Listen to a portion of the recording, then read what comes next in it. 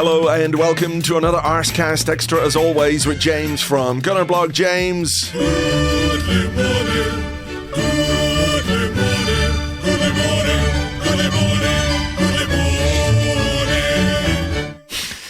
morning. Goodly fucking morning. Goodly fucking morning to you, man. Fuck. Get that on a mug. Goodly fucking morning. It sell loads. You know, I was thinking that, you know, for this podcast, because of the occasion, because of everything, like I need to do an intro, I need to do some audio stuff. I'm just overwhelmed because there's so much. I don't know what to do. I didn't know what to do. I just thought the best thing is for us to sit here and start recording and see what happens. This is a first, James. A first. Yeah. We've never recorded a podcast after Arsenal winning the fucking title. I know. It's from a different time. A time almost before podcasting, Andrew. Just not quite, but very nearly. No, it was. It was 2004. Is that pre-podcast? Well, the Arsecast started in 2006, so it's certainly pre-Arsecast. And to my knowledge, I think the Arsecast was the very first club-specific podcast. I think The Guardian were doing their thing. It might just have started. I don't think there was another club-specific podcast out there. So yes, it is literally from a different era. Absolutely mad. I also don't really know what to say or where to begin. I still am having that feeling. I've not long been awake, to be honest with you. And I'm still having that feeling of it wasn't a dream. No. It was real. Everything that we thought unfolded last night really did unfold. I've just been past the Emirates Stadium on my way to record this pod, and there's still people out there, still people piling into the club shop. I think today might be the day Arsenal run out of merch. I gather the club shop went down last night, and I think that might be stripped entirely by the Armoury by the end of the day. Shall we talk about what our experience was? You watched the Bournemouth game, right? I went out for dinner with my family because my daughter is home from Canada with her new husband, who we haven't met in person yet because she hasn't been home. So the plan was go out for some food, and I was going to just experience the game through my phone. Idiot man here says, why don't we go to this place? They've got some good drinks and good food. And we were sat at a table, and literally right above me is a television with the game. And to my left is a television with the game. And all around the bar is a television with the game. And they showed the Bournemouth game. And I saw Eli Junior Krupi score, and I jumped up and was like, yes! And nobody in that bar was there to watch football. Nobody gave a shit about Bournemouth or Manchester City, that's for certain. So I was kind of excited by that. Then they turned over to Chelsea versus Spurs. Never turned the Bournemouth game back on. And No. And then I was sort of sitting there going, I can't check because if I check live score, Man City will score. If I just go to check on a forum or check on the Arsenal, whatever, Man City will score. So I had to sit there, and my phone was conspicuously silent for a long, long time. But I could tell by how long there was in the Chelsea Spurs game that there wasn't long to go in the Bournemouth Manchester City game. And then my brother texted me, was like, "You're going to do it. You're going to win the title."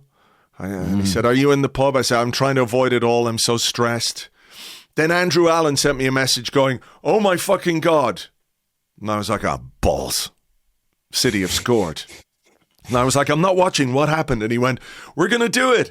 We're going to do it." So there was some looking at phones at that point, and then turns out Manchester City scored.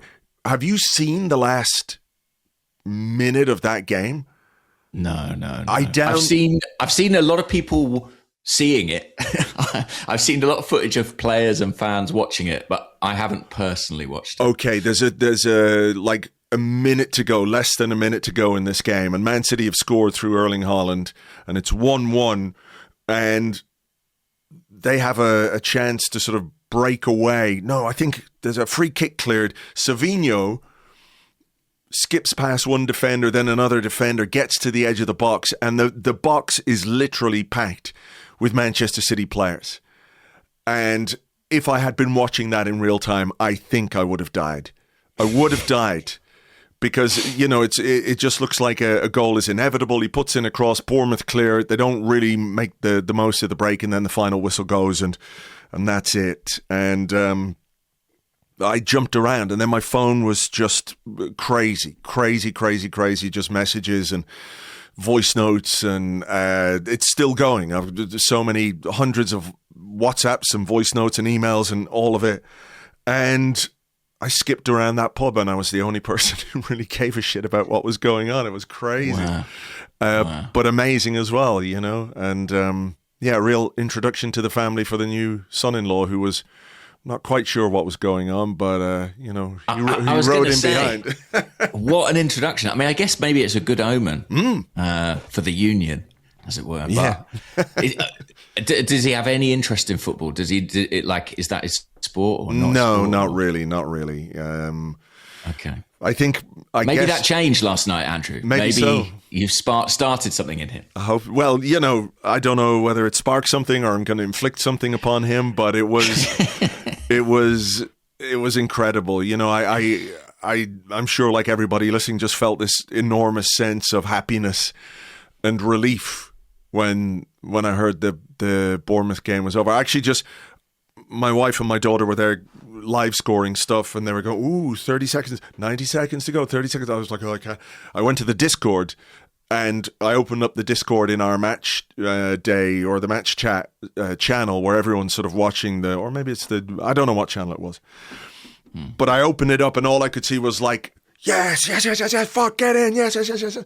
All these messages, and I knew we'd done it then. So it was a very digital way to experience winning the title.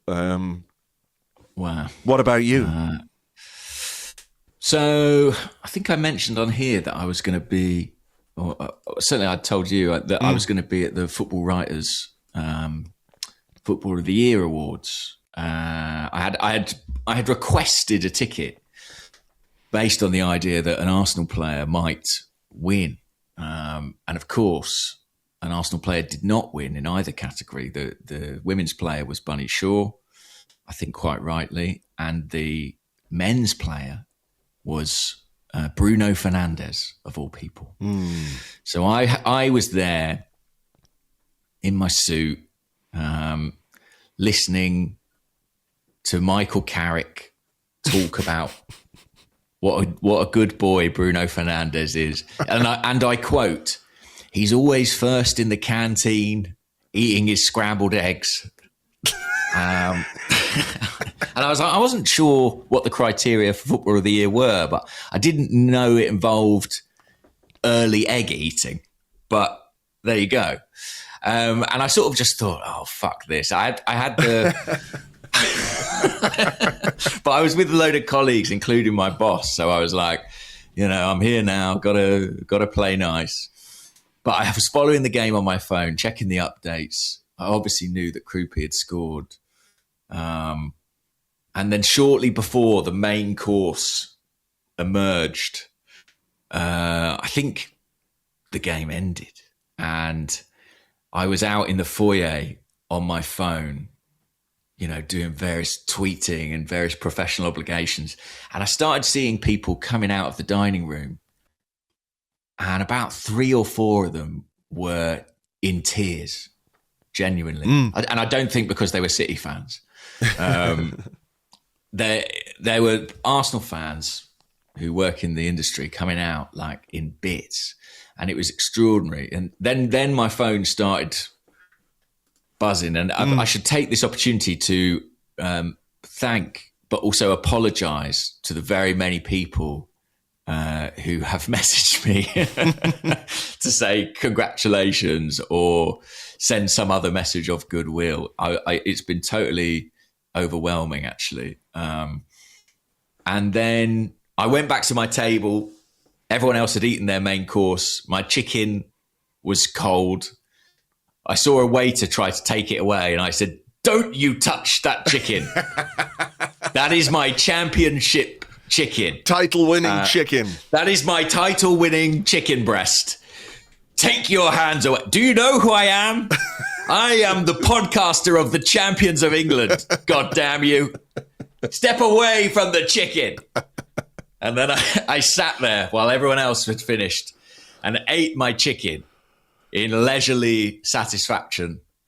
And then I got in a taxi, went down to the Emirates Stadium, my heart full of joy, my stomach full of chicken.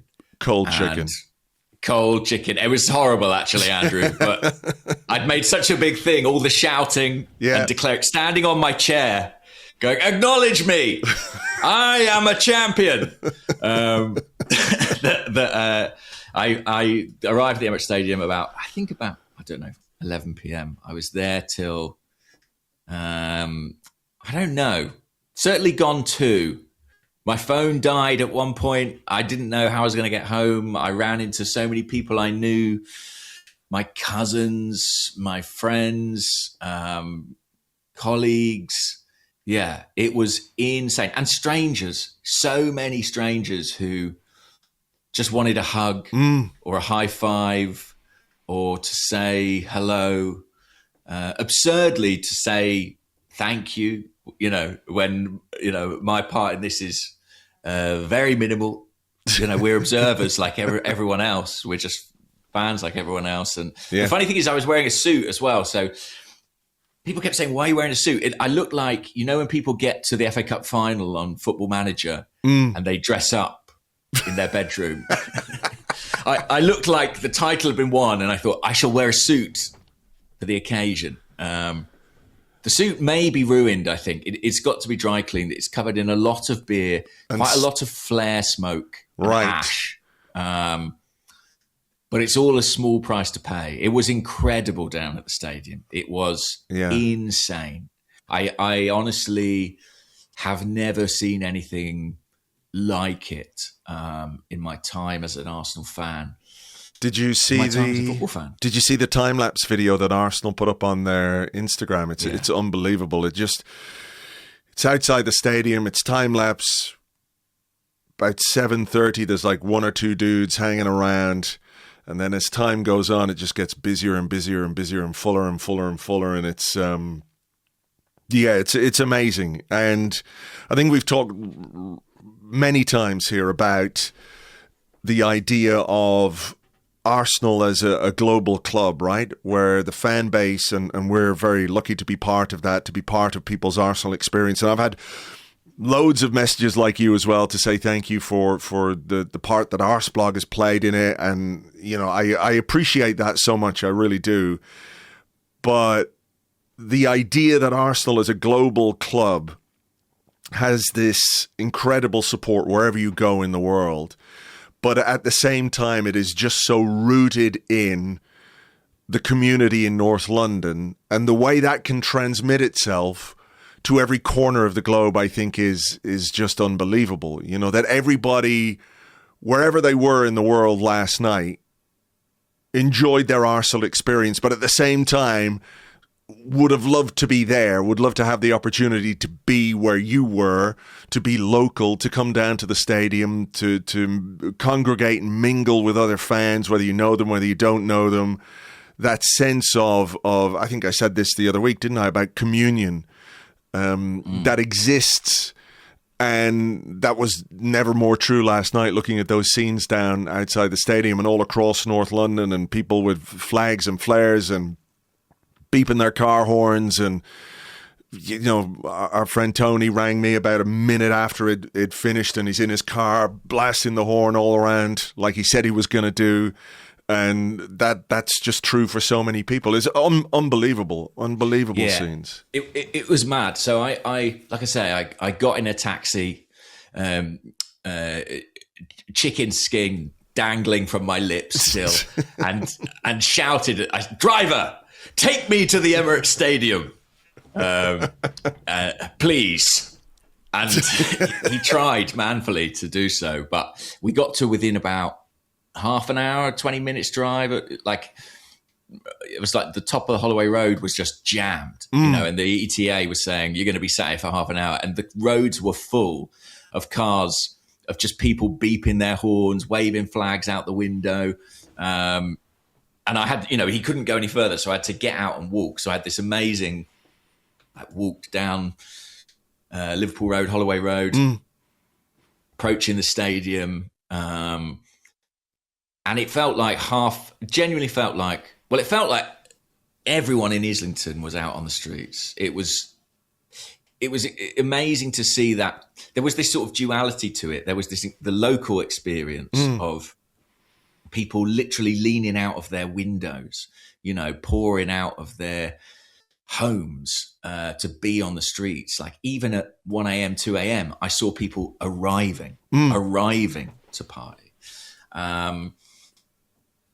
But then this kind of secondary thing of people around the world celebrating, enjoying that euphoria. Some of them, it's the middle of the night there. Some of them, they're at work. Yeah. And they're kind of pumping their fists under their desk, and sort of seeing everybody partake in that. But my big message to like the people who, if you were there, it was amazing.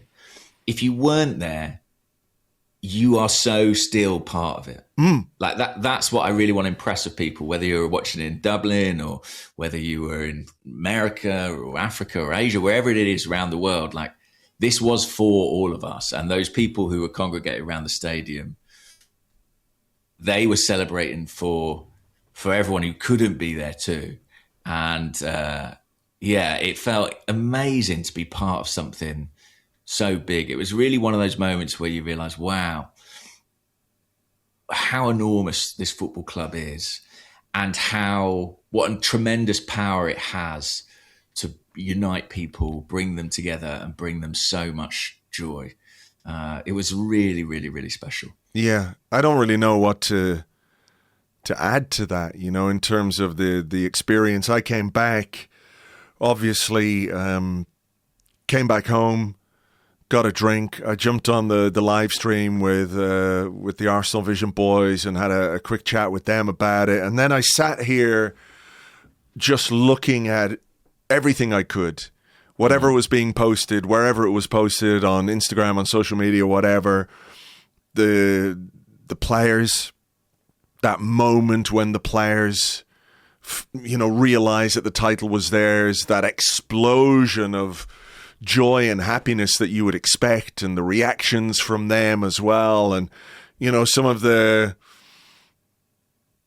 think we said this before, these are young men and they live a little bit online because they're young men. They're aware of what's being said about them and what's being said about the team and what's being said about the club. And, Piero Hincapié with his little bottle and Martin Odegaard with his little bottle, and that interchange between Miles and Bukayo Saka, I think it was, where it's like, they said we got no bottle. Now we've got we've got all the bottles, whatever it was, just everything. And there came a point where I was like, I have to get up in the morning. I'm going to have to write about this. I'm going to have to talk about it. I have to go to bed at some point. But it was like, just one more Instagram reel, just one more, whatever it is. I could have stayed up all night. Genuinely, I could have stayed up all night if I'd wanted. Despite being absolutely knackered, having spent 4 or 5 days in London and only getting back to Dublin yesterday, I really could have just stayed up consuming all the content and looking at all the comments and looking at all the Arsenal fans being just so happy that we've done it, that we've finally done it after all this time. Well, yeah, I mean, I could well have stayed out all night, to be honest. I think I had it in my mind that, unfortunately I've got to get up and work and carry on with life today. But were that not the case, I would have been there. I was only a couple of hours away from meeting the players. Yeah, turned up at 5 a.m. Eze and Saka and Rice and Timber. But I did bump into Stuart McFarlane outside the stadium.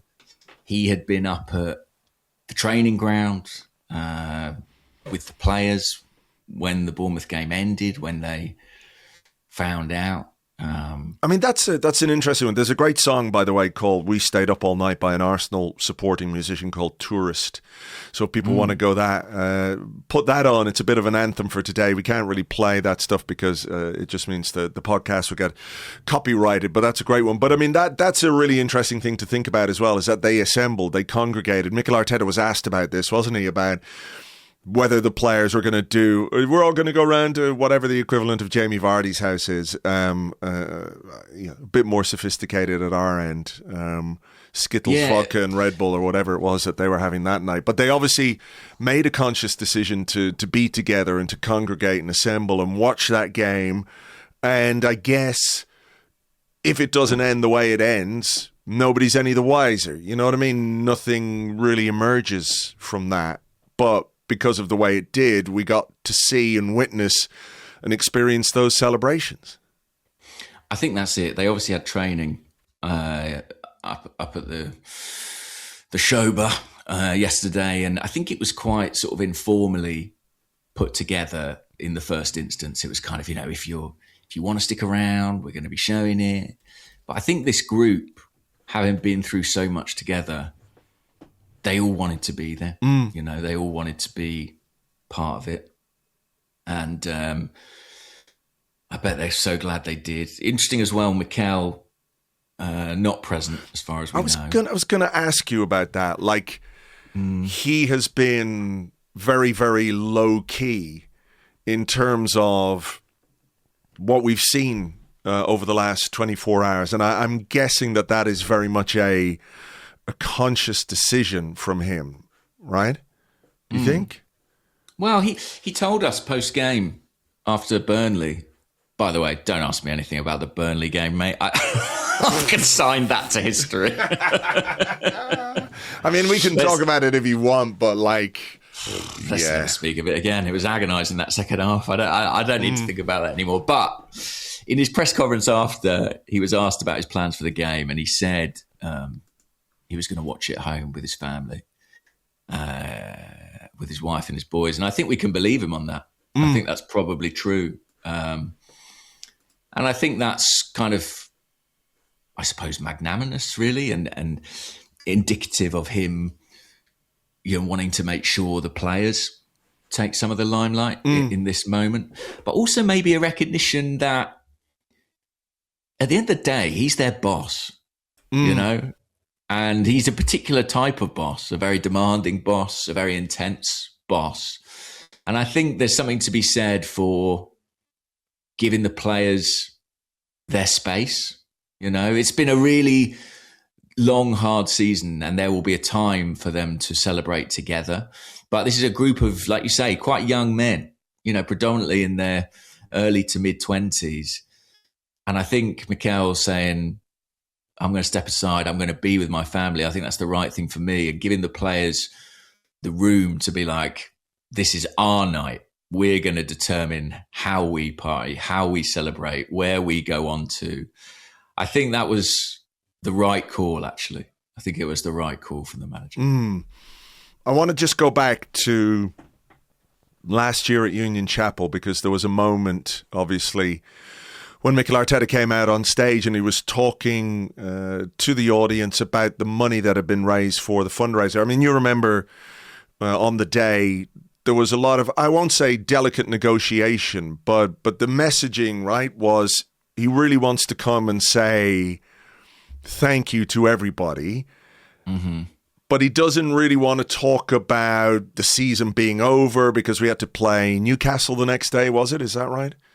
I think believe so. But I was like, yeah, I get that, and I think everybody respects that, but we can't have the manager of Arsenal Football Club on the stage and not sort of ask him something about, because the season was not, if not done at that point, we knew where we were going to finish and we knew we weren't going to win the title, and I think we'd gone out of the Champions League at that point. So it was like, I have to sort of ask something about, what's next. So I just want to play the clip. This is kind of how that went down. I know we I know we can't keep you long, so I'll just finish with this. You've given us a lot of enjoyment and excitement with the way you've built this team over the last 5 years. Are you still as excited and enthusiastic about what's to come and what the potential of this club is with the work you're doing? Yeah, more than ever, because I see them daily. I see how hungry they are, the quality, the talent, but most importantly, the connection that we have within the club and how much we are willing to do whatever it takes to win for this football club, and obviously all the people that support our football club. So it's coming, be a little bit patient, and I promise we will do all our best. So we were patient, and it did come, and it's the sort of thing that, you know, as a manager, if you make a proclamation like that out loud, publicly, even on a, you know, small scale, like it's not like doing it in a press conference, you kind of have to back it up, you know? Yeah. But he sounded confident, as he always does, about this team and about the ability of this team to get it done and to get it over the line. I think it's just such a huge achievement for him, considering this is his first job in management and considering where we were when he took over. How many times did we talk about how far away it felt for Arsenal to actually win the title? And here we are. Yeah. And I think as well, by the way, I think this title was a unique challenge within my memory of the Premier League. I don't think a team has ever faced the kind of pressure, media scrutiny that Arsenal have en route to winning this title. And the reason I say that is because obviously with the 3 second place finishes, there was this pre-formed narrative of Arsenal being bottlers, being perennial runners-up, not being able to get over the line. And the players have had to play with that hanging over them all season long. And I think that does present a unique psychological test.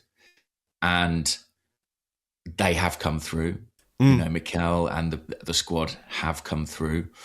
And that's why I think you just see this outpouring of relief and emotion, you know, etched across their faces and echoed in the supporters as well. Because I think it's been a difficult birth. I think it's been a really hard road.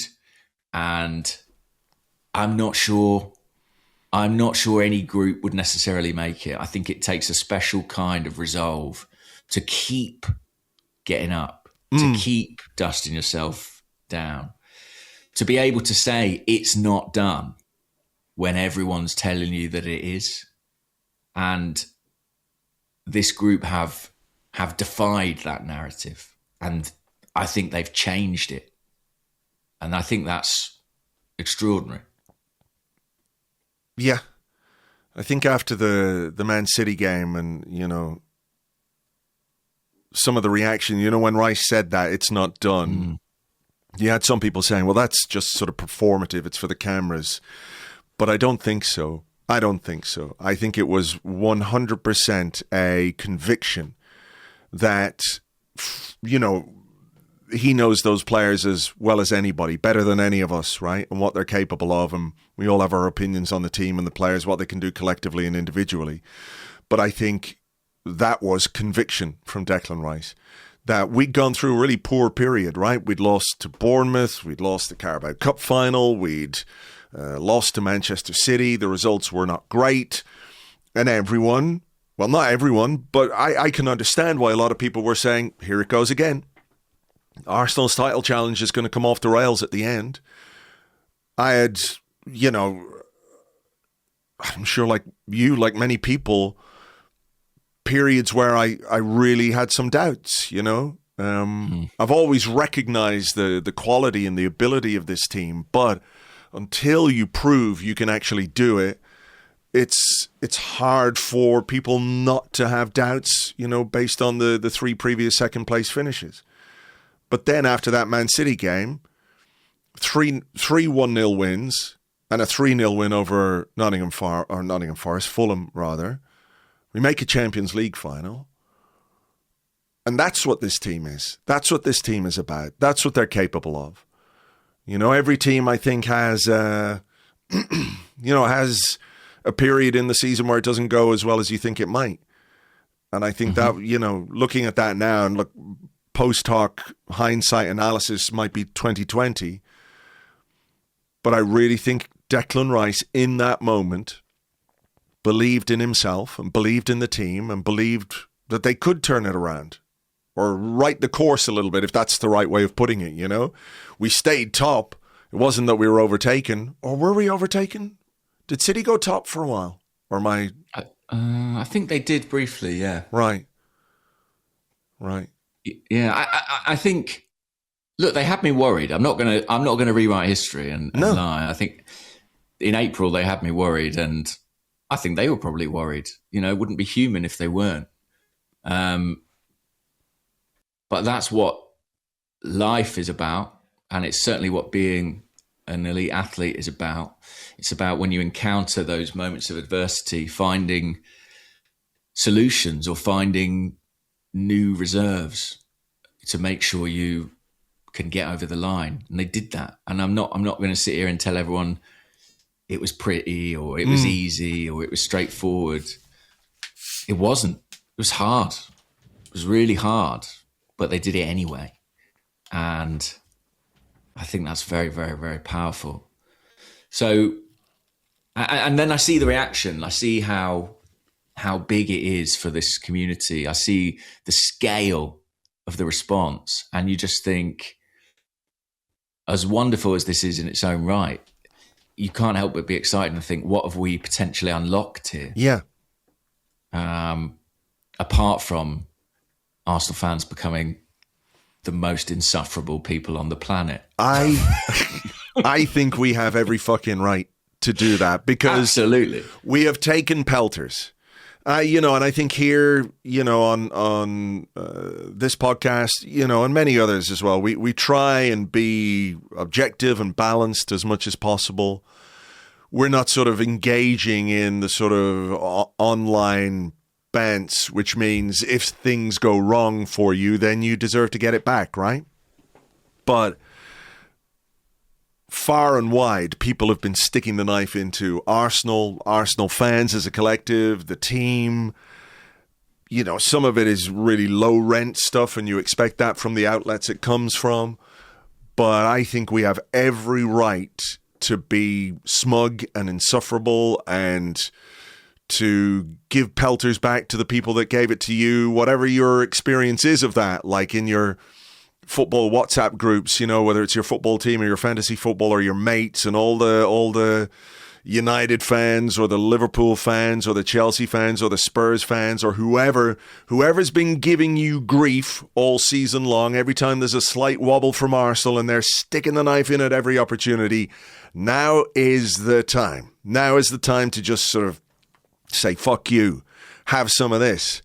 We are the chicken eating champions of 2025-26. Give us our fucking chicken, you cunts. And yeah, quite right, Andrew. Quite right. Give us our fucking chicken. It's time for our chicken. Speaking of chickens, I must mention that something that also was talked about around the stadium last night was obviously there was another game in the Premier League.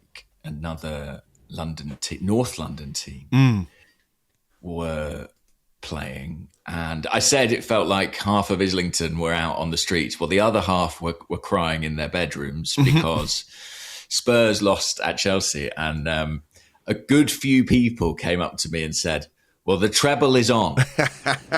the real treble. Premier League, Champions League, Spurs relegation. So that was a lovely little sort of extra piece of seasoning on the night. Yeah. I mean, tell me if you can. I don't know if you can. I don't know if you can put it into words. And I'm certainly struggling to find words. Like I got up this morning and I wrote the blog and I felt like I didn't say half as much as I would like to say, but I still wrote over 2,000 words. My mind was sort of all over the place. But as somebody who does, what you do with me and have done for a long time, and doing what you do for work as well, covering this club, every aspect of the club, what does it feel like this morning? Like, what's your overriding emotion? Like, did you shed any tears? I had a little cry earlier on. I saw something and I was like, did I tell you? Let me tell you this, because I think it's all connected. The morning of the Burnley game, I went to this David Bowie thing. It's over in a place called the Light Room. Yes, amazing place, actually. Unbelievable. Yeah, it's cool. So it's this sort of like 30, 40-minute video, David Bowie video. And it's like clips of his old songs and old concerts and clips of him talking about his music and books and art and... but it's like a huge room and it's projected onto all the walls. Yeah, all three. Right? Yeah, 3 walls. So you're sort of sitting in the middle of it and it's like this sort of audio-visual experience. Yeah. And it's really cool. And everyone knows I think I'm a big David Bowie fan. And I came into it and I watched it. And then it came back around to the point where I had come in. And that was him performing Heroes. And I was sitting there going, this is fucking cool. I really, really love this. And out of nowhere, I just burst into tears. And I'm not like saying... men don't cry or whatever. Of course, we should cry. Everyone should cry. But I'm not the sort of person that typically would do something like that. And it's not like I didn't burst into tears of like missing David Bowie, a man I never met. But I was just sort of very overcome emotionally. And I think it was in part this season and how it's felt and what we've kind of gone through. And that makes it sound like, listen, first world problem, I recognize it, right? But at the same time, it's our experience of doing this. And I really think that there's been a lot of emotion and trying to stay on top of all of that emotion, to try and not keep it dampened down or whatever that fucking word is, tamped down, I think is the right way of putting it. But I think it sort of has to come out somewhere at some point. And maybe that was the catalyst for that. And I don't know how I didn't burst into tears at the end of the Burnley game, having gone through that as well. But, it's been an emotional couple of days, Yeah, big time. For me too. I mean, listen, guys, I cry at the drop of a hat. But I have shed tears a few times in the last 24 hours. I think for me, there have been 2 things that have really got me going. One is that a lot of the messages that I've received have been very, very touching in terms of people saying, forgive me if this is slightly self-indulgent, but people saying that, me doing a post-match video from the ground or doing a podcast here with you, for a lot of people, especially internationally, it's sort of how they feel most connected to the club. Yeah. And that it's kind of, it's their view on that local experience. And that is a very humbling thing, to think that you are kind of people's link or one of their links to that. And I've had some very, very, very, very lovely messages about that I've found very moving. The second thing is just like this idea of this within context, people who, any Arsenal fan who's sort of in their mid-20s or younger doesn't remember when Arsenal won the league. And it's just such a powerful, formative experience for so many people. I mean, I wouldn't be doing this. I wouldn't be talking to you now if Arsenal hadn't won the league in 2002 and 2004, when I was 16 and 18, in like a sort of pivotal, formative period of my life. And it completely transported me and wrapped me up and made this an obsession, endured for another 20 years, and will probably endure till I'm not here anymore, you know, and sort of seeing people experience that in real time for the first time, is incredible. And also, like, when I was at the ground last night, there were people who sort of said, "I wish my dad could see this," you know, and that is very, very moving as well. This idea of, like, for a lot of people, their love of Arsenal Arsenal, it is kind of a family thing. It's something that's shared or passed down or generational. And I think, it's one of those moments where you think about the future, the young people who've never experienced this and experienced it for the first time. You think about people who, you know, might be seeing it for the last time or who aren't here to see it. It's just a huge event, and it makes you reflect on your own network, your own community, and also just relief. But it's interesting, last night, like, a lot of people said to me, "You seem very calm." And I just sort of said to them, well, I just feel at peace. You know? It's been so long and so much wanting and waiting and disappointment and frustration. But I just had this overwhelming feeling of like peace, you know, like, I'm so happy that this has been delivered, that it's happened for all these people. So yeah, it's been very, very, very emotional and cathartic. I think what you say there about feeling at peace. I walked out of the bar last night to go grab a cab home, and I felt like I was kind of walking on air a little bit, you know, like a big burden had been lifted. It's not my burden, but it's sort of there.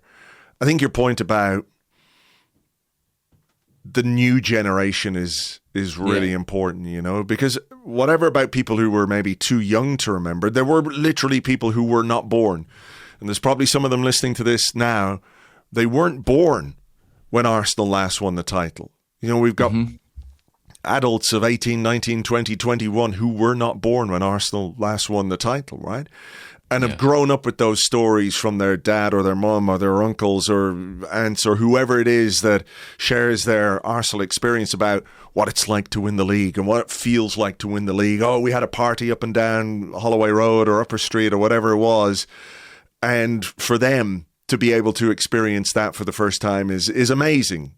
As you say, it's kind of formative, but it's also, I think, you know, it's different, let's say, from 2004, from the last time we won the league, because the world is slightly different in terms of the media landscape and the way we're able to share things as well. And I'm sure there were loads of great pictures from 2004, but I don't think we were able to like watch live videos of people dancing around the stadium. That just wasn't a thing. So this sort of collective experience thing is new, right? And I think that's a really interesting aspect. And you mentioned the people that aren't here and the friends that we have who aren't with us anymore, who experienced those successes in the past. And I couldn't help but think of our friend Dave Faber, Gunnerholic. Exactly. You know, who was... Yeah, he was a very special person in our lives, and he's not here anymore. And you think about how much he would have loved this, and how much joy he would have got from it, and that, I think, is an experience that many people will be able to identify with, whether it is a parent or a brother or whoever it is that they've lost along the way, who's been part of their Arsenal experience. I think that sort of feeds into quite a lot of the emotion of this for people, the way they'll be feeling this morning. You know, not that it's bittersweet per se, but there is that element of just stepping back and taking stock and realizing that something very, very special has happened. And the 2004, and I think, you know, you've said this previously, maybe because of your age, you know, did we recognize it as special back then in the way that we kind of do now. A 22-year gap will do that, right? But Arsenal have won the title in 98, in 2002, should have won it in 2003, unbeaten in 2004. You feel like that's never going to end. You feel like it's never going to end. And then fast forward 22 years and you're winning it for the first time. It's just, yeah. Yeah, I know. I mean, we say some people weren't born. I mean, I don't think Miles Lewis Skelly was born. I don't think Max Dowman certainly wasn't born. Jesus. I've got to say as well, another thing that I found very stirring and powerful was like what an amazing representation of the Arsenal community I saw around the stadium last night. Like, it was kind of North London in full sort of multicultural Technicolor, you know, and you've got people like singing Arsenal songs from the 80s on one corner, 1-0 to the Arsenal, whatever it might be. And then in another corner outside the ground, you've got people, dancing the candy. It was just this incredible melting pot. And that is something that I think as Arsenal fans, we're like very proud of. And I think rightfully so, that there is this brilliant cultural diversity to the area and to the support. And I think it's true globally, frankly. So that was very cool. I mean, in terms of comparing it to 2004, it was a 2-year wait, This is a 22-year wait. It's a world away. There's no way. We were all elated in 2004 and we knew we were watching a special team, but it didn't feel as precious, because we hadn't spent 2 decades yearning for it. Yeah. Yeah. So, yeah, I mean, just absolutely amazing. I suppose, I just want to place my gratitude really to the club for delivering it. I think that hats off to them. They've done it. They've done it their way. They've taken a shed load of criticism from everyone, including at times us, when it's, I think it's been warranted at moments. But they ultimately have done the job. They've put Arsenal back at the top of the tree. That gap at in the wall at the training ground is going to be filled with a big shiny trophy. Yeah. And I remember, like, one thing I do remember about 2002, 2004, 1998, I remember that feeling of the day after the trophy was won. I remember that feeling of going into school. I think one year, I think it was in 2002 maybe, I think I wore my Arsenal shirt under my school uniform. like Spider-Man or Clark Kent or something, exactly. Just ready to rip it off in the phone booth. And I just remember that feeling of like being so proud. And as I say, I came here in a taxi through Islington, and the amount of people I saw on the street just going about their daily business, but they had an Arsenal baseball cap on, or an Arsenal hoodie, whatever it might be. And I recognise and remember that feeling. Like, even before I left house today, I was like, oh, I'm going to get, make sure I'm wearing something with the crest on it, because you feel like you want to shout it to the world. Sure. And a day to represent. It's a day to represent. And more than a day, Andrew. It's going to be, there's going to be months of this. People are going to be sick of us. Absolutely sick of us. And if we win in Budapest, we might just shut football down, Andrew, I think. It's like, what do we do after that? Oh, the amount of piss that would be boiled if we did that. Listen, I think that's maybe something for another day, because I think today really should be about the celebration and about the fact that we as fans can enjoy something we've all waited for a long time. And I think, when you talk about fair play to the club for delivering, I know for very obvious reasons, there is huge focus on the players.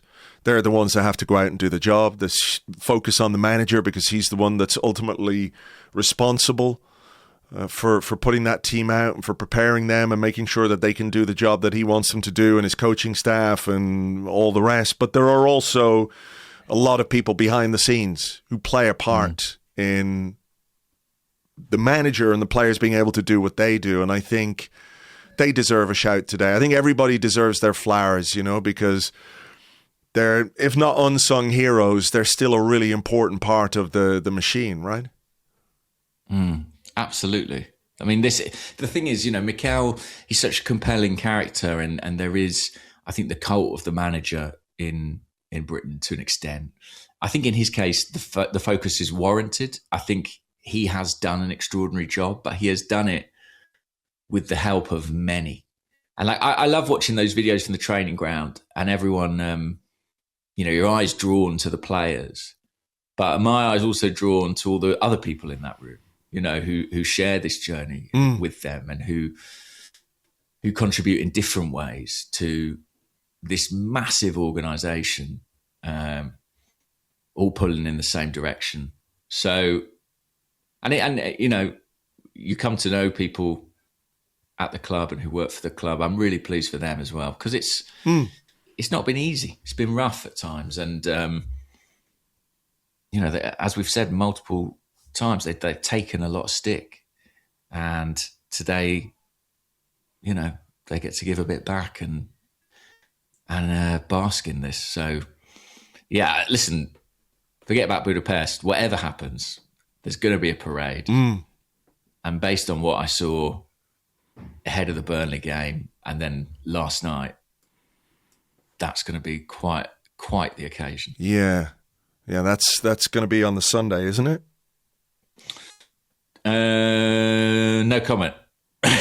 Keep it free, I would say. Okay, you can't confirm or deny. We wait for the club. Wait for the club, because I think there's hoops they have to jump through with council and local communities and all those things. But sure, it would make sense, let's say, for it to be on the Sunday. Yeah. I know we did this sort of moment of the season thing when we did our live show at Union Chapel, but in the wake of actually winning it, is there something that stands out for you? Is there a moment in the season where you kind of felt something, or you felt like this could be it? Or have we forgotten incidents or key contributors? I don't know. Maybe I'm just sort of stretching to try and find the sort of kernels of, whatever this has become. I think we've mentioned it actually, but I do think that that Declan Rice, it's not done moment will become iconic, really. Because for me, it encapsulates this idea of Arsenal overcoming the narrative about them.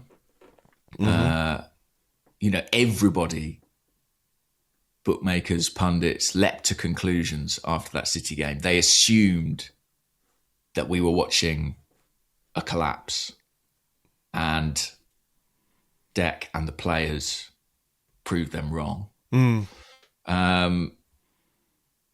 There's big milestones in the season. Funnily enough, some of them we talked about at Union Chapel.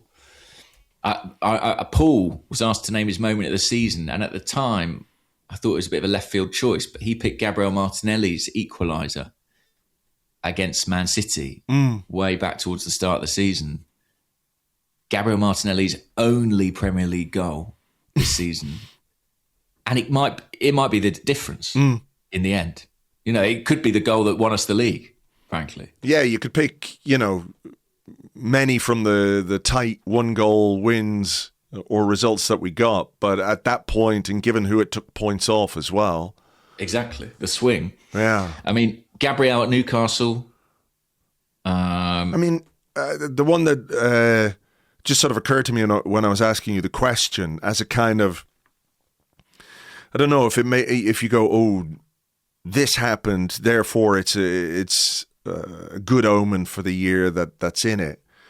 and maybe Crystal Palace fans won't thank me for it, but I also, Eze scoring the only goal of a 1-goal win over Crystal Palace, it's just sort of like, kind of had to be, you know? Well, let's... What about his season, by the way? So he's about to join Spurs, has a phone call with Mikel Arteta that changes the trajectory of his career, let's be honest. Joins Arsenal, scores against Crystal Palace, his former club, scores a hat-trick against Spurs in his first North London derby, 2 goals away from home in the other North London derby, both 4-1 wins. And now on Sunday, he'll return to Crystal Palace, where he is a legend and an icon and won the FA Cup last year. And at Selhurst Park, in front of those fans, he'll lift the Premier League trophy. Yeah, get a guard of honour. I think that's the done thing, isn't it? Yeah. And I imagine, I don't know, but I wouldn't be surprised if some Palace fans stick around to see him lift that trophy, given what he contributed to that club. And I just think, fucking hell, that's some year, isn't it? Yeah, it really is. It really is. When you consider how his entire career could have gone south. Yeah. If he'd gone there. He could be facing relegation on Sunday. Other massive moments, obviously Trossard, obviously VAR at West Ham.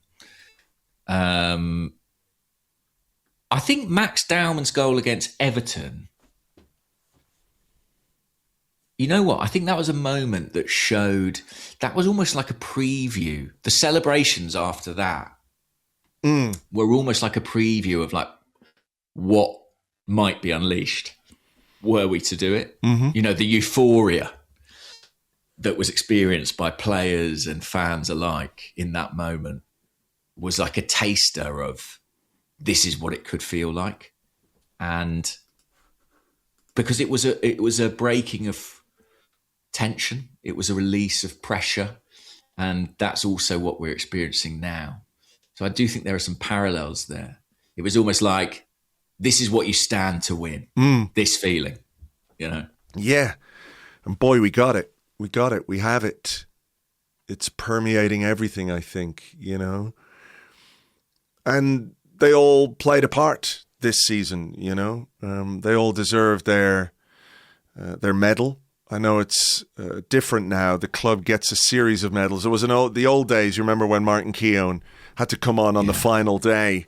Ray Parlour did that, or tells that story about how he pretended to go on and Keown was about to lose his mind on the sideline because he wouldn't got a medal. But I think what happens now is they get a collection of medals and the club can dispense them as they desire, you know. Yeah, I mean, I don't know what today is like. I presume they all have a day off. Can't go straight to training from the club, I guess, which is where many of them were last night and where they deserve to be, I should say. And they do deserve it as well, I think, you know. One thing I think we should mention is, and we have talked about it, we often talk about how hard they've worked or how hard this team works. But, you know, there have been players who have really put their bodies on the line for this football club, you know, to the detriment of their athletic capability. And I feel like this is just reward for that kind of commitment to the cause, right? Because every football fan wants their players and their their team, you know, to give everything for the badge and everything for the shirt. And so many of these guys have absolutely done that in every way possible. And to have that reward of the Premier League title, of the celebrations they had last night, you know, I'm sure they had a couple of quick baby shams, when the Bournemouth game ended. They deserve it all, I think. They really do. You know, and it's easy to say that about your own team. But as you said earlier, what they've had to face or what they've had to deal with externally is another aspect of this, above and beyond how fucking difficult it is to win the Premier League against a team like Manchester City. You know, and I don't want to... I just can't be arsed because I just don't see the point of talking about them and, you know, the baggage that surrounds them because, you know, we've been living with it for how long now? 4 years, 5 years, whatever it is. You know, it's not something that they seem capable of dealing with, but we have had to deal with it on a sporting level, right? On a footballing level, we've still had to try and compete with that team and that club and the way it's been built. And I think that's another reason why I think this one feels really special. Yeah, and that manager as well, you know, who I think for Mikel Arteta, this was his last chance to beat Pep to a title. And I think if he hadn't done it, I think he would have lived with that regret probably for the remainder of his career. I just think it was a kind of rite of passage almost that he needed to go through. The old pupil and master cliche, whatever it might be. I think so. I think it's only human, I think, to feel that way. And he has, you know, and I mean, listen, I think Mikel deserves enormous credit in this. I think obviously it's a collective effort, and obviously the players have gone above and beyond. I mean, you mentioned players who put their body on the line. I did love the sight of Ben White in a knee brace, cracking open champagne bottles while standing on a chair. It's a very, very good picture if you happen to see it this morning. I haven't seen that one. I haven't seen it. It's like he's literally got like this sort of contraption on his knee, and you're like, should you really be standing up on a chair? But I suppose, you know, his season over, he can do what he likes. Yeah. And Jurriën Timber as well is another who suffered a lot with injury. I mean, I think we should take it as a positive that he was skipping around the stadium at 5 a.m. this morning. Yeah, maybe so. I can see that picture now. It's a picture of Rice and Ben White is in the background standing on a chair with a giant knee brace on, and he's about to open a bottle of champagne. Amazing. It's good. Amazing. And this is, you know, we talk about 22 years. But for many of these players, this is a 5-year, 6-year project commitment. In the course of a footballer's lifetime, you know, of their playing career, that is a substantial chunk. They have really had to be patient and committed, and it's paid off. It's not easy, is it, to finish second 3 years in a row and then push again? And I know that's top-level sport, right? I know that's what you've got to do, you know, not just in football. There's a sort of litany, isn't there, of players who've come close and then finally got it over the line. But there's also a real deep history of players, football clubs, sportsmen, athletes, whatever, who just have never been able to take that final step, whether it's a golf tournament or running or whatever it is. They've always been kind of the nearly men.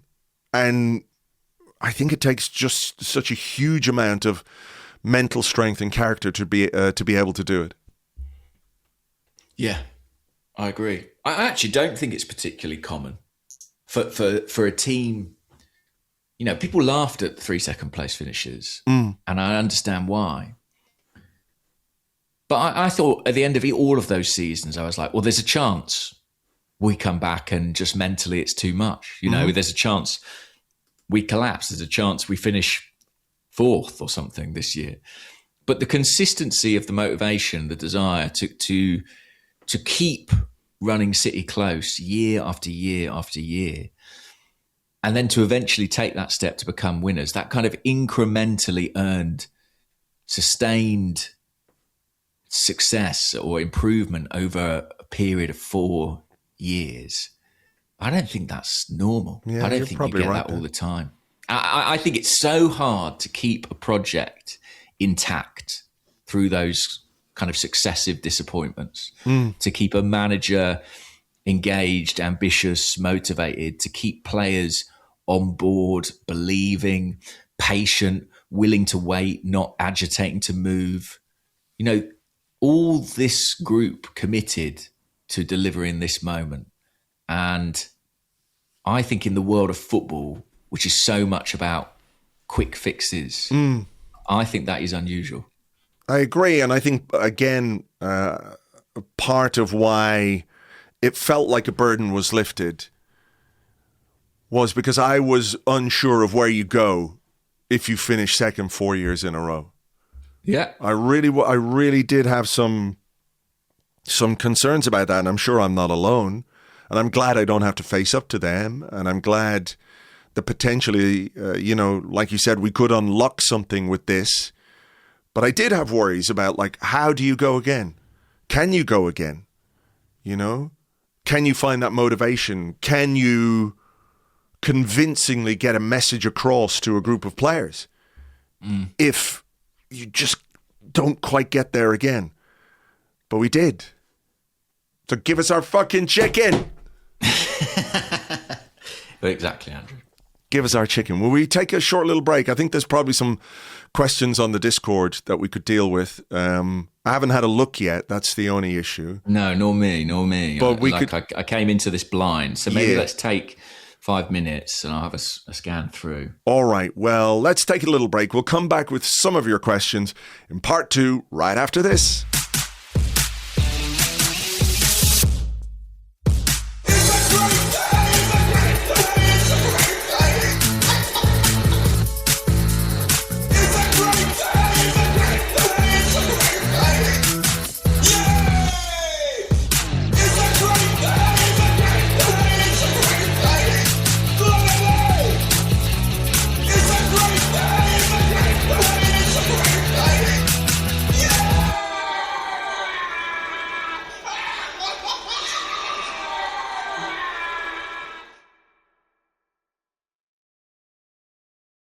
Welcome back to part 2 of the title-winning Arsecast Extra. This is the part of the show where we answer the questions that you sent to us on Blue Sky, which would be the case if I'd remembered to put it on Blue Sky, but amid all the excitement, I just forgot. And just before we started recording, I did put it on the Discord, which you can get access to if you are an Arseblog member on Patreon. I wanted to just mention something I did write in the blog today.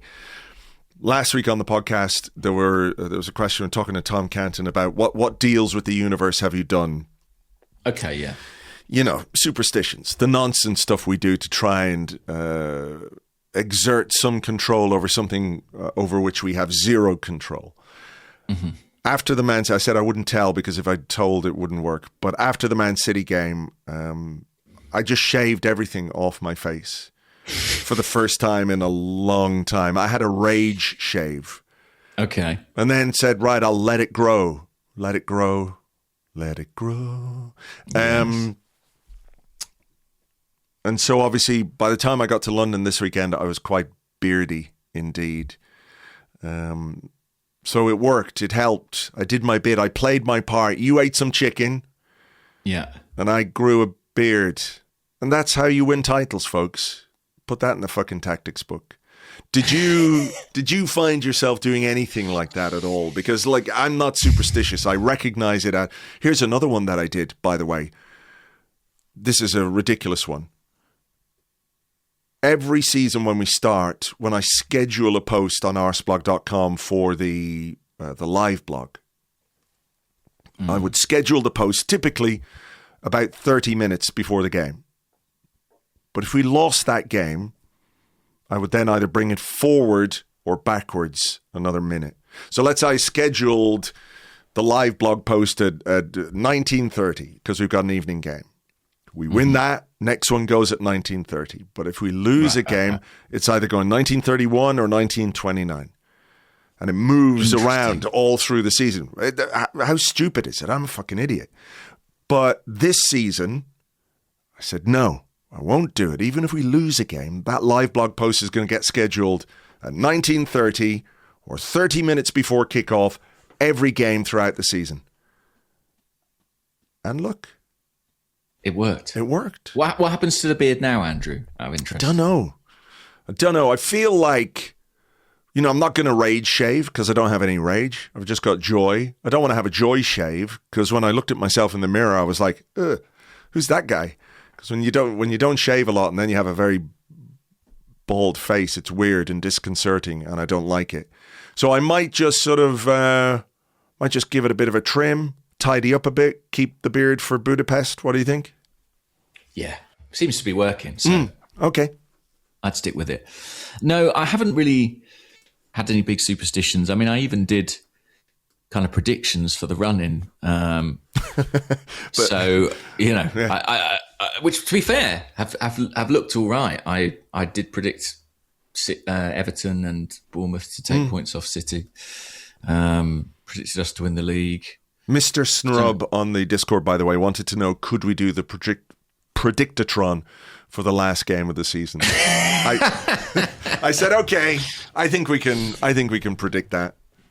Yeah, that's fine. I predict Arsenal will, I don't know, draw with Crystal Palace. I think that seems like a reasonable one, where we might be slightly under strength, and Palace now can just be... Palace can put out like literal children and nobody will care. Like, they can't be accused of, oh, well, now it's your fault that Arsenal have won the league or whatever. They've got a bigger game to play on Wednesday, and you know, the Arsenal fans and Palace fans can all have a big end of season shindig party. I don't know. I think they'll be mightily relieved that kind of the stakes and the focus has come off this game for them. And yeah, listen, City are welcome to beat Villa. That's fine. I don't care. It doesn't matter anymore. I don't know why Eze let it all work out, started playing there, but there you go. Listen, we can live with the interruption, I think. Yeah, if you're going to interrupt it for anything. Well, we mentioned the Crystal Palace game. What was I going to ask you? Is there a question about that? Not really, actually, but this is kind of linked. So Non-Flying Dutchman said, "Goodly morning, gents. Can you name an 11 for Sunday using players that are no longer here that you feel contributed to us getting to this point?" Ooh. It can be either a positive contribution or maybe not so positive, but players that influenced Arsenal to where we are today. That's a really good question, isn't it? Well, listen, I think because he was part of the title season, or the first real title challenge, and the one in 22-23, right? Or 23-24. Aaron Ramsdale is our goalkeeper for this one. Yeah, I think some names pick themselves, don't they? I think Ramsdale would be in. I think Granit Xhaka would absolutely be in. Kieran Tierney. Yeah. Emile Smith-Rowe. Certainly. They're the names that jump out at me in terms of like who really has contributed but is no longer with the club. I mean, yeah. There are others, obviously, you know, you could talk maybe a little bit about Jesus and Zinchenko in terms of what they brought to that first title. Zinchenko should be in, I think. Yeah. Tommy Asu. Love me some Tommy. That big summer of 2021. I think you'd have to have Pierre-Emerick Aubameyang, who won us an FA Cup right at the start of the Arteta project. Kind of helped us along the way. Hector Bellerin, I think. Yeah. Would be in that team for me also. Jorginho played a part. Was an important figure in the squad. I don't know about a 1 to 11, but there are certainly half a dozen names there who you feel are worthy of a salute, don't you? Yeah, there was a similar question from Ace Ventura 85. If you could give one recent player an honorary league medal, who would it be? So take your pick, whatever your flavour is from some of the names that we've mentioned there. I think the one that probably stands out most is Xhaka. I agree. You know, the way Mikel Arteta actually got the very best out of Granit Xhaka is probably one of the success stories of his Arsenal career in terms of how players are viewed and you know, the way he as a manager or a coach has improved those players. You know, when you consider the context of where Xhaka was when Arteta arrived, his bags were packed, he was out the door. You know? Totally. And yeah. He's the one that jumps out. And he was a big part of the kind of cultural reset. And I know he had his own kind of closure in a way because he went to the Bundesliga and was a big success there with Leverkusen. And he's, you know, had a fantastic season for Sunderland. So I doubt he's feeling sorry for himself this morning. But I wonder when Mikel Arteta eventually kind of gets to his phone and wades through the many messages he will have received and sends a few of his own. I do wonder if there might be one for Granit in there somewhere. For sure, for sure. What about this one? And I will say I haven't had a chance yet to read it, but Sell Tickle My Arsenal says, this is for Gunnerblog. How hard is it to write your amazing article while we hadn't won the league yet? Big respect. And I think that's, you know, people see these pieces come out. Like what I do or the way I do it is kind of unique in the sense that I will just get up in the morning and write what I write that very morning. So it's like steaming hot, fresh.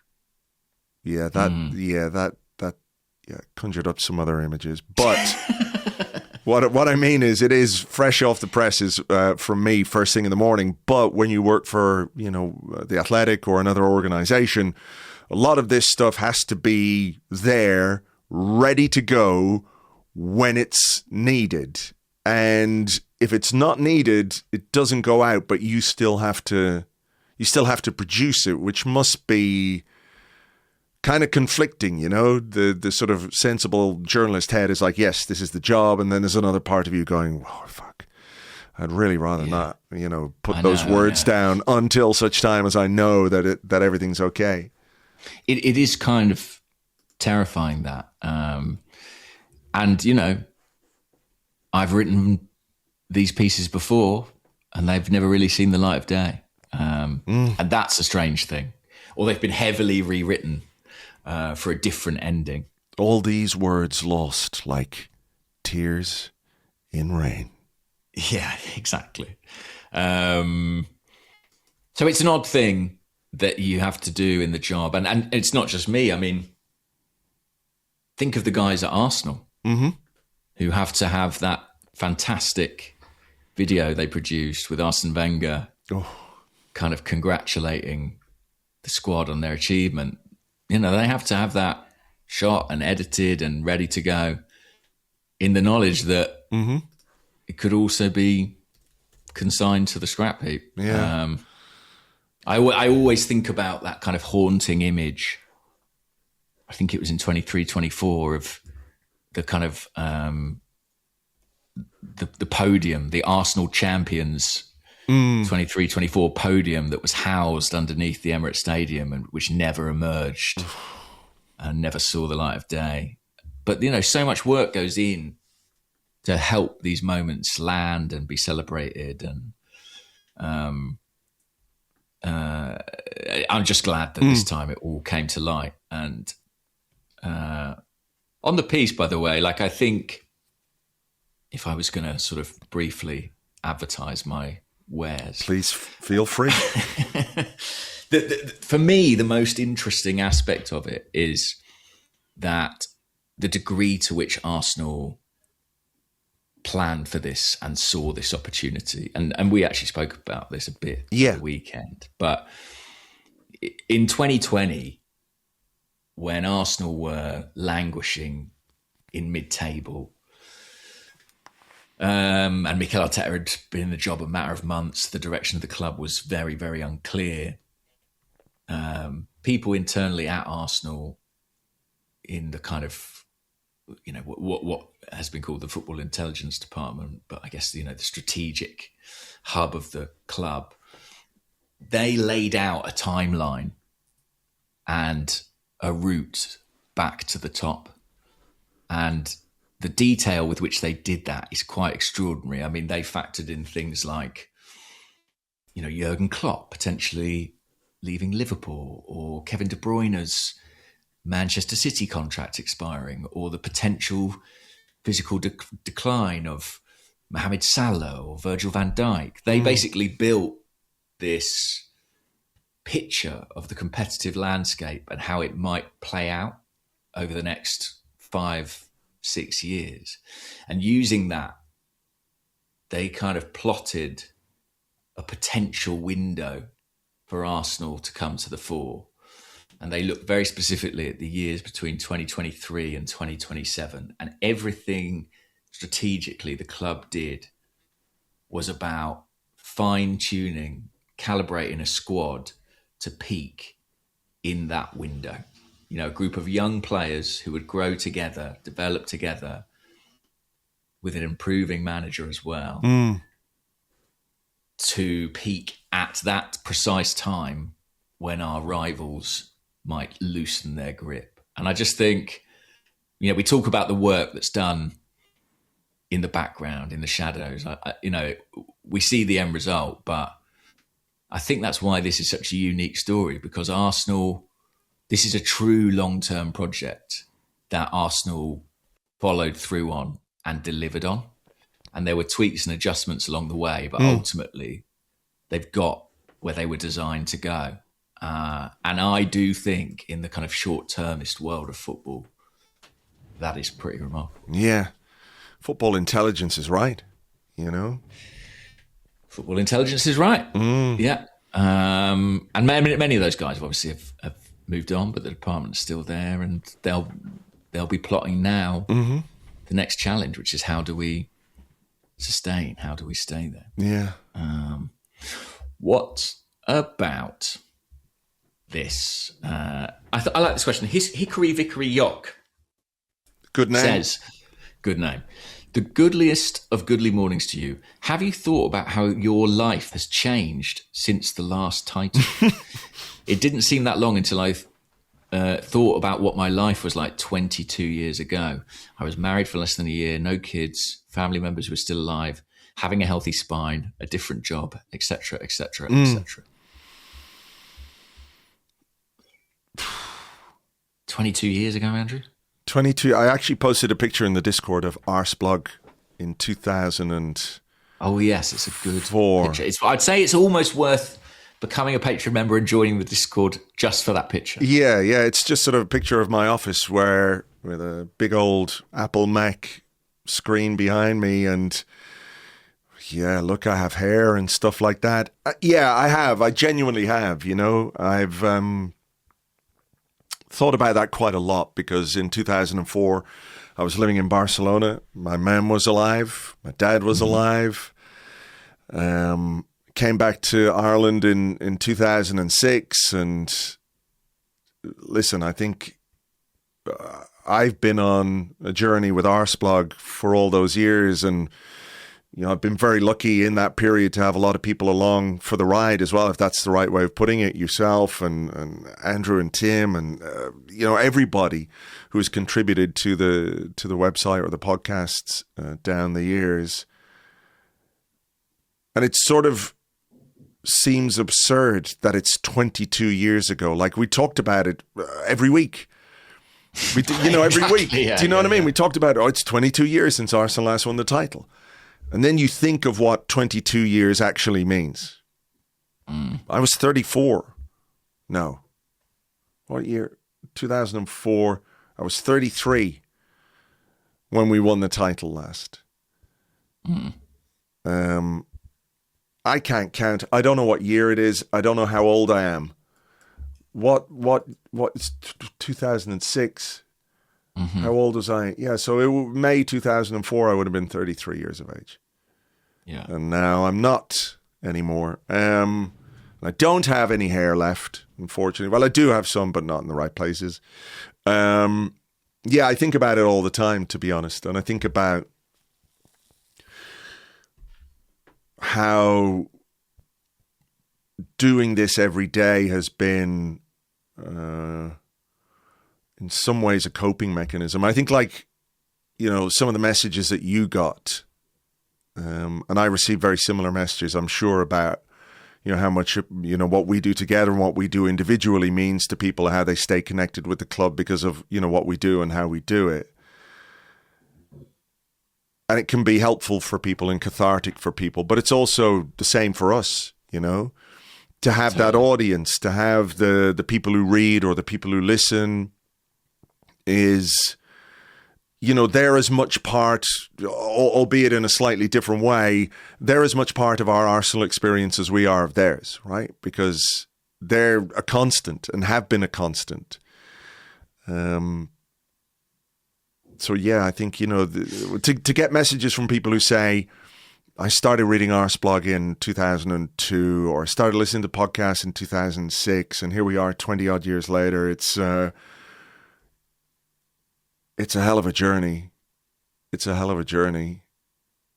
It is. That was my overriding feeling yesterday. Like, what extraordinary kind of odyssey we've been on as a fan base. And yeah, my life's changed immeasurably. And I started doing Gunnerblog. So I started writing about Arsenal in the summer of 2004. So in the immediate aftermath of the last title. Yeah. So yeah, I can't help but think about it. It's like something that kind of marks a bit of a chapter in my life.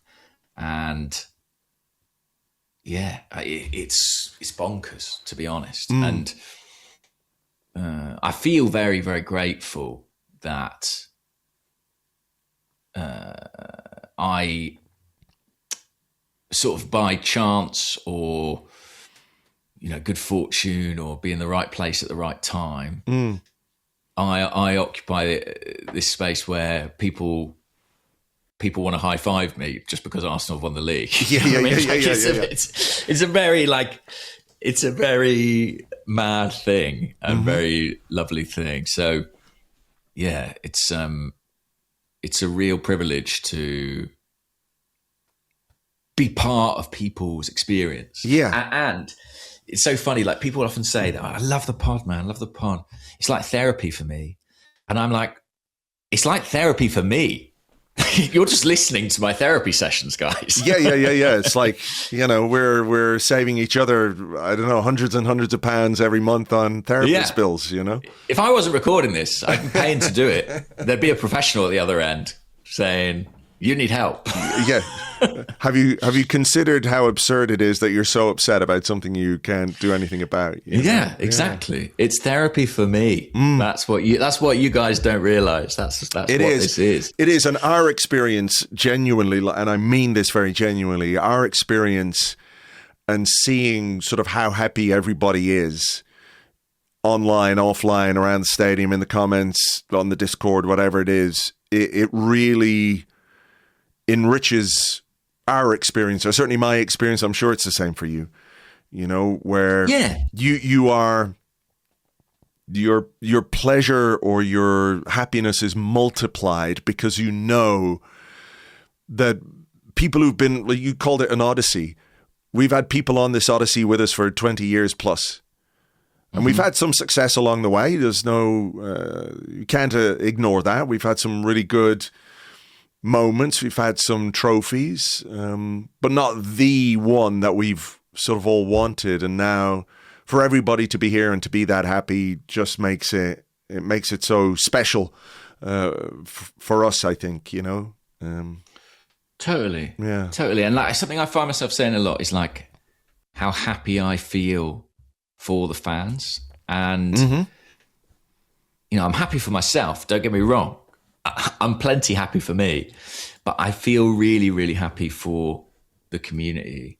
And part of that is my gratitude to them, you know, for everything they've done to support me, you know, and so much of what I have and so much in my life, I owe to the Arsenal fandom.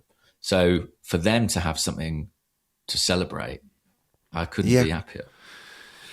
What about this one? Simeon says, have 2 games against the same opponent, Bournemouth, ever caused such diverging emotions in you?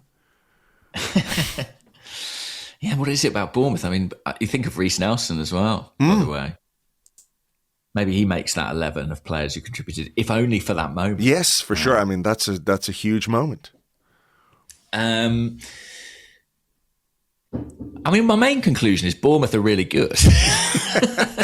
They're the rightful champions of this league.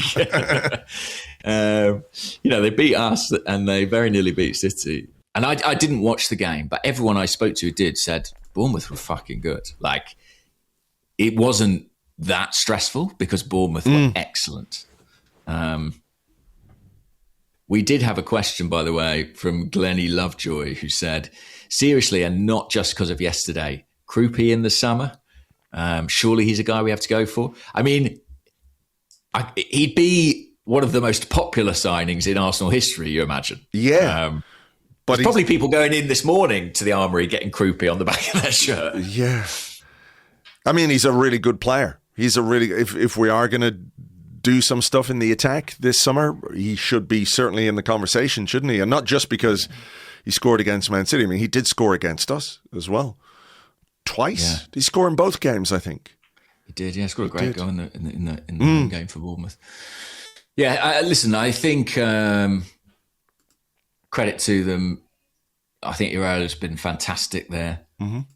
I think whoever gets him next has got some manager on their hands. Mm-hmm. They've got brilliant players.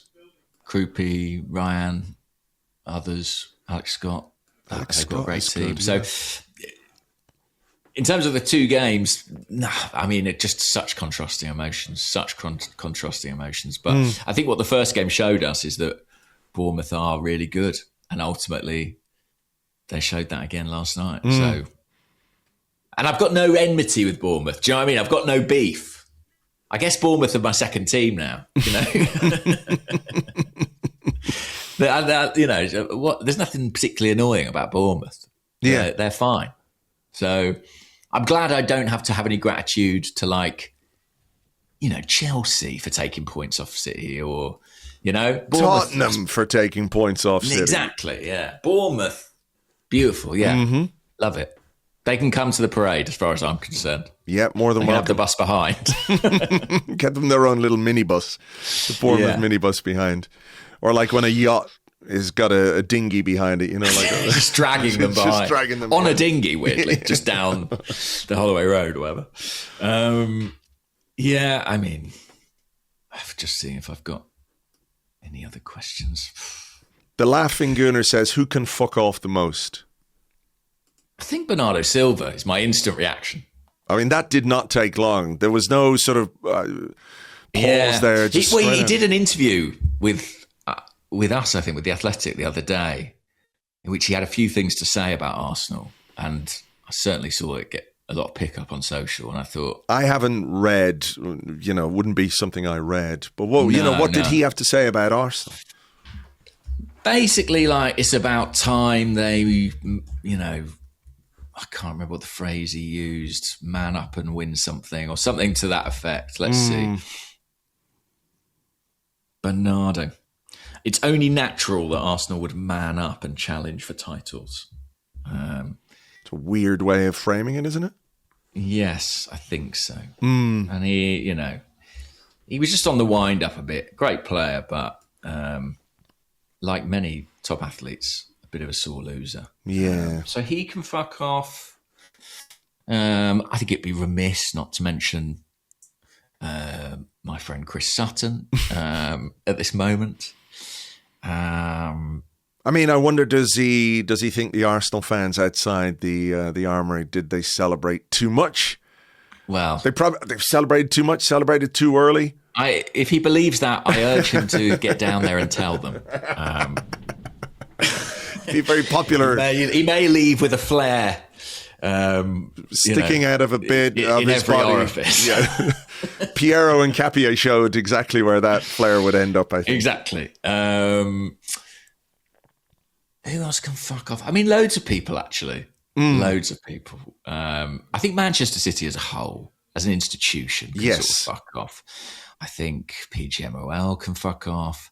I think Sky can fuck off. I think Mourinho can fuck off. He hasn't done anything to us this season, but he can just fuck off. John Terry can fuck off. Yeah. It's the enemies you make along the way, you see. That's what makes it all very special. Exactly. Can I say... go on. That Brighton manager, Hertzler, is that his name? Yeah. He can fuck off. Come on. Someone posted a video of him being quite nice and gracious about Arsenal winning the title. But, he can still fuck off. Fuck off. Too late, mate. Fuck off. No chicken for you, Conto. He's got a new contract, so we'll be seeing more of him. I think the fan reaction guys, loads of them can fuck off. I don't want to give any individual one of them a mention because I don't want to give them the oxygen. But the ones who everyone knows, if you watch some of those videos, there are some who are just relishing anything that goes wrong for Arsenal. Yeah, the ones who thrive on toxicity. They can fuck all the way off. Yeah. All of them.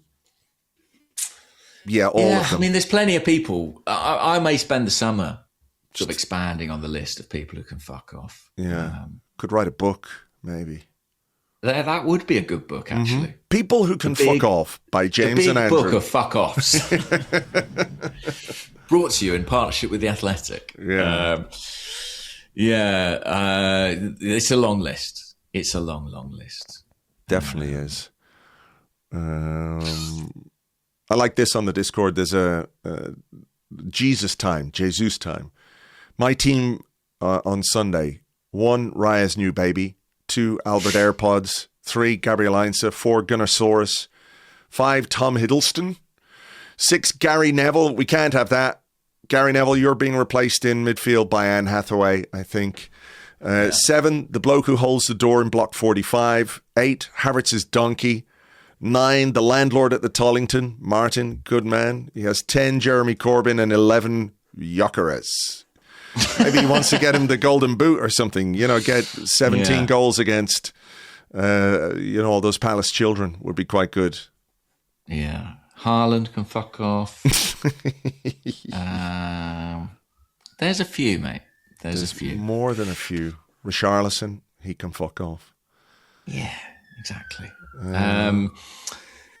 What else have I got here? Here is a question. Looney Tune 93 says, is everyone else also feeling like the shackles are off now and this club could do amazing things in the coming years? Very exciting time to be an Arsenal fan. I think yes. I'm excited by the prospect of what the lifting of the pressure will do for the players. The belief that it will instill, How often do we talk about that performance should give this team confidence to go into the next game.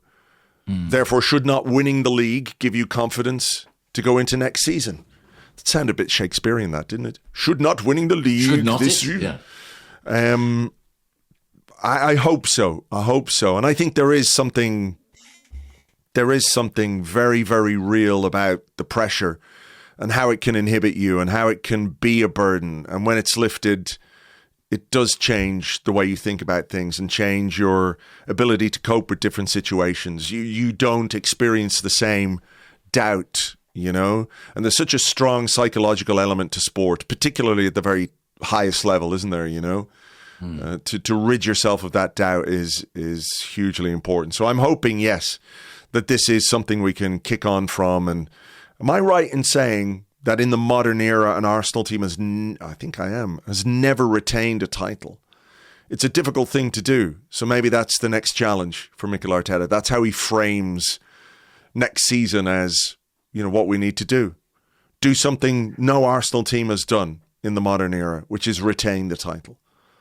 Definitely. And listen, as you said, we'll have time to talk about it, but I have to be honest and say my feeling around the Champions League final has shifted a little since this win. I feel like Arsenal go into it now full of belief and with a different kind of pressure. I'm more excited than anything at this point in time. And I actually feel better about our chances having cleared this hurdle. So who knows? who knows what may still come in what remains of the season. Yeah. Not to get greedy. Not to get greedy. I mean, a lot of the questions are about just enjoying it and celebrating it, and I think that's something we're all going to do. This is quite an interesting one before we just sort of finish out and head off and get the podcast out. Yeah. And we referenced it. Willie Mack is asking about the treatment Arsenal got from the media in the last year.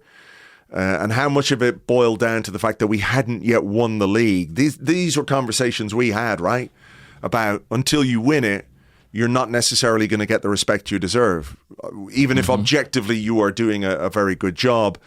So do you think, is the question from Willie Mack, that might change a little bit now, that with the success that Arsenal have achieved this season, winning the Premier League, and nobody else did, that maybe they'll put a bit of goddamn respect on our name? Is that what you think?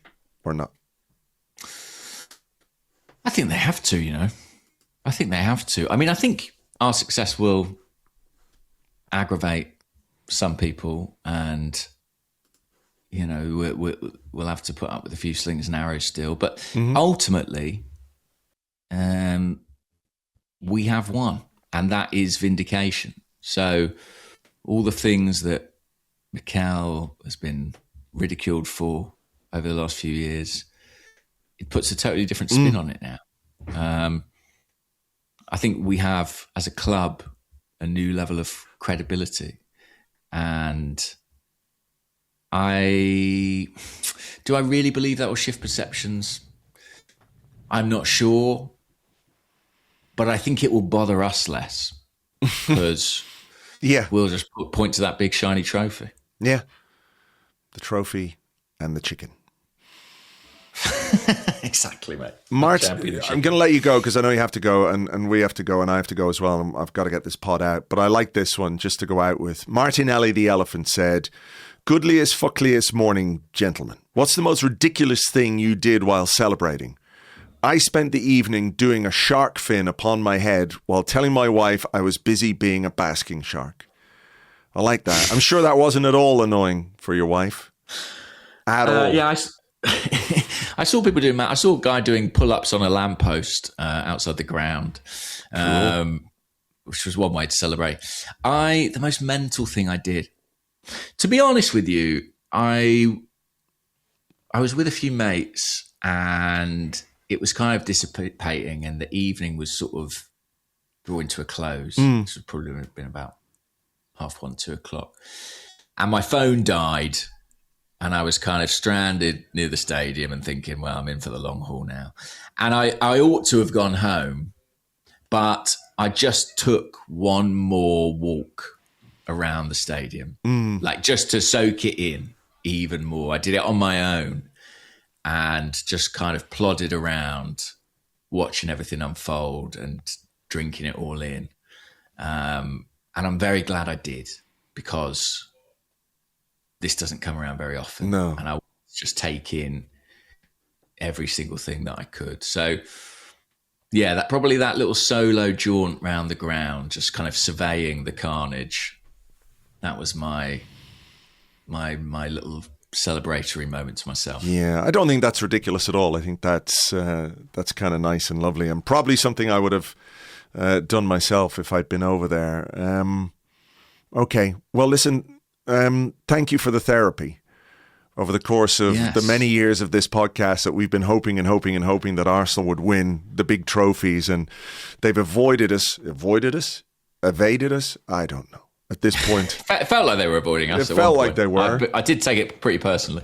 But I'm glad for you. I'm glad for everyone listening that we've done this, and we can finally sort of relax a little bit and enjoy, this and what lies beyond as well. I think it's really important to do that. Whatever you're doing today, all the videos, all the pictures, all the podcasts, all the content, all the YouTube, whatever you need to do to just overindulge. Will be like that Like that guy in the Monty Python sketch, you know, the fattest man in the world in the restaurant. And he's like, the waiter's trying to just give him just one wafer thin mint. And it's just going to be one wafer thin Instagram post. And we'll all be just fat and engorged with the content that's out there today, and we deserve it. And yeah, that's it. I don't know. Shall we go? I think let's go. I think we've said all there is to say for now. Yeah.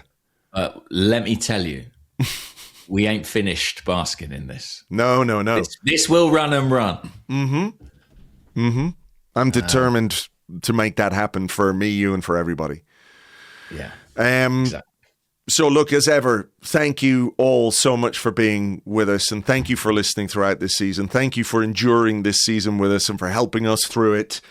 And to get us to the finish line where we have come first, we are the Premier League champions for the first time since 2004. Enjoy it. We love you all. We'll talk to you very soon. I don't quite know what we're doing. It's all just kind of up in the air at this moment in time. But until the next one, folks, take it easy, and we will catch you on the next one. Bye-bye. You did it. Champions go on when others stop. This is your time. Now, go on and enjoy every moment, every moment, every moment, every moment, every moment, every moment, every moment, every moment, every moment, every moment, every moment, every moment, every moment, every moment, every moment, every moment, every moment. As I walk these streets alone, through this borough I call home, upon the barren fields of ivory, neath the stadiums of stone, through the turnstiles at the Angel, see the homeless on the green, from the Cali to the cross, and every shithole in between. Past the church, the mosque, the crack den, and the offie on the corner. See the brasses from the brothel that pretends to be a sauna. Watch the bedlam in the bookies, see the winners and the losers seeking solace from their sorrow in the local battle cruisers.